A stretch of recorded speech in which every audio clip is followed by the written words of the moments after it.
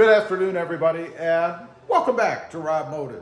Today, I'm out here nosing around the Toyota Tacoma, and there are 7 features, 7 things that Toyota includes with the truck that you may not have known about. Maybe you just forgot about them. They're not really hidden or anything. They're right there in plain sight. We're going to run through them real quick, and then at the end of the video, leave a comment. Let me know if you knew about all these, or maybe you knew at one time and you just forgot. Number 1, we're going to start off in the bed. Now, this is one that's right in front of you all the time. And of course, it's the bed slats. The little grooves in the bed, in the side rails, or the side area, if you will, where you can put a 2x4 across there and get yourself a level playing field to be able to haul 4x8 sheets of stuff, drywall, wood, plywood, whatever it is. Now, one other thing I wanted to mention while I'm talking about this, the only issue with it is you still have a flat tailgate. Why Toyota hasn't given us a way to bring this up level with those slots so we have the back support here, I don't know. There is a hack, a mod out there where you can actually buy these things, drill a couple holes and mount them over here on the sides and then just pull the cable off so that you can keep the tailgate up level with those holes. Next up, the tire pressure warning button. You know, I've seen people ask about this before. What does it do? And I'm talking about the button right down here. It says set on it. Now, what its purpose is to set a new benchmark tire pressure should you maybe decide that you want to lower the pressures, that you rotate the tires, change out the tires to a different size. It comes pre-programmed, factory set, so that it'll give you a warning if the tire pressures drop. Now, maybe you want them to drop and you don't want to see that warning up there in your dash anymore. What you do is get everything set the way that you want it and then go ahead and hold that button down until it flashes and it will set a new benchmark tire pressure for the Toyota Tacoma. Next up, here in the back, the gas cap holder. Now, I went ahead and put an aftermarket one in here myself. Right here, the gas cap just kind of plugs in. That was actually a little bit loose. It actually plugs in like so to hold the gas cap. It's really not necessary though. It's a neat little kind of gimmicky thing to have, but you notice you have this little giddy up here in the plastic holder. It goes right there inside the little clasp that holds the gas cap or the gas cover shut. You can just put it there. Either way, that way it's not flapping around down there on your paint. Let's go ahead and tighten this thing up, make sure I get a click out of it. I guess it probably was tight. I'm a stickler about that, so I'd be surprised if I actually left it that way. Next up, on the roof, if you want to add a roof rack, like you can see, I have one there. There, of course, is this rubber seal that goes across.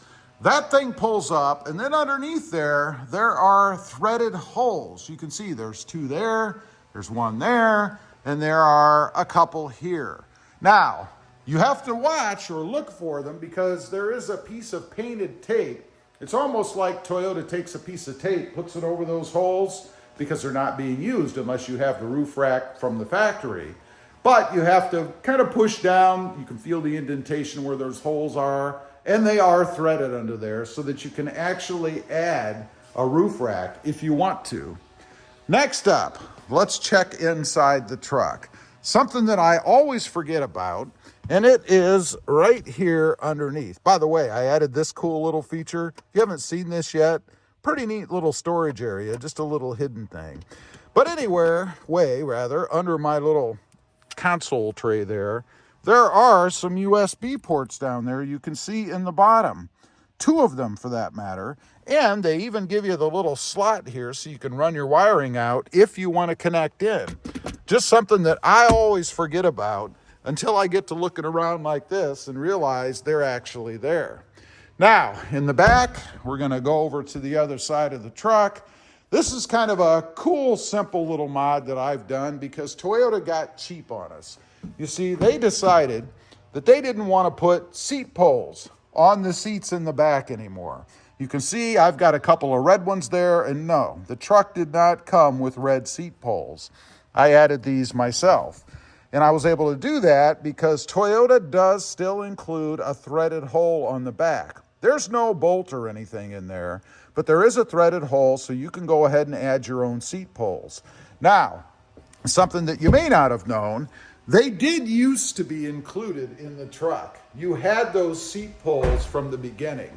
So you can still buy them out there, the OEM version that is. However, they are very, very expensive. Those I made myself. I just bought some canvas material, punched a couple holes in each side, and then put a grommet in there and put a screw through it. Pretty easy to do as far as that goes, and you save yourself a heck of a lot of money if you do it yourself. Lastly, or next up, I guess there's going to be a bonus at the end of this, something that I just discovered recently. But before we get to that, you've got the headrests here. And if you put the seats down, what do you do with them? Well, Toyota added a feature for this so that you can stow them right here on the back of the seats. You may have noticed these holes back here before. The rods right here and here actually fit in these holes, and they correspond to where they're located up on the back of the seat.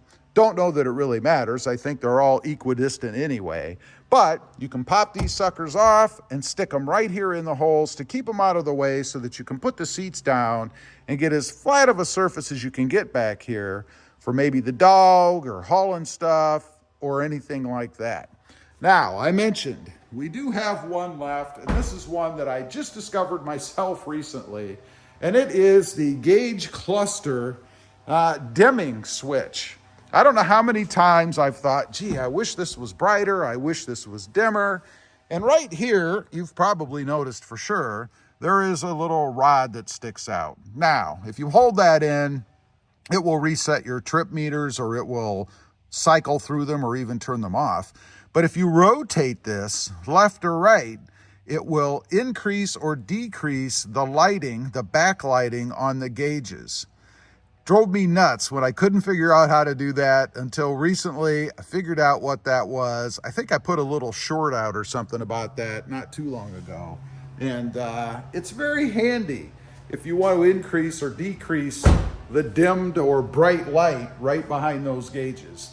Anyway, those are just a few features, I think there were maybe 7 or 8 of them, that Toyota does include in the truck. A few Toyota Tacoma extras that you may or may not have been aware of. Again, leave a comment down below, let me know. Did you know about all those? Or maybe you knew and you just forgot. I'd be curious to know. Also, real quick, I do have 2 additional channels. Mod Driven, all about the Honda Civic. Lots of mods and things going on over there. And RobMotive JT, all about the Jeep Gladiator. Check them out, and if you're interested, why not subscribe? And while you're at it, smash the subscribe button here too. Thanks for watching. Stay safe out there. Bye.